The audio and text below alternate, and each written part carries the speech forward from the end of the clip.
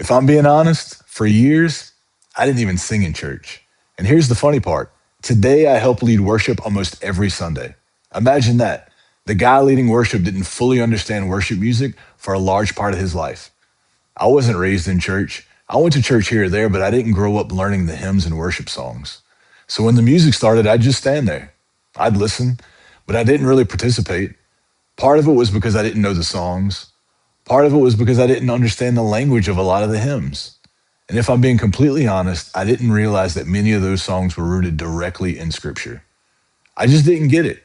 It didn't feel like my style. And looking back, I was probably just too stubborn to be open hearted about it. Then something changed. As my relationship with Christ began to grow, I started paying attention to the words being sung. I started realizing that worship wasn't just music. It wasn't about whether I liked the style. It wasn't about whether it was a hymn or a modern worship song. It wasn't about if it was my favorite song.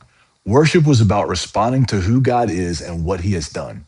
And if I'm being honest, there were times where I was more concerned if I enjoyed a song than whether or not it was pointing me to Jesus.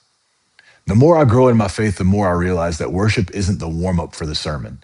It's not the opening act. It's not the filler before the important stuff. It's one of the ways that we proclaim who God is, what he's done, and what we believe. The sermon points us to God. Prayer points us to God. And worship points us to God. It's all about him. So if I'm being honest, I didn't always understand worship.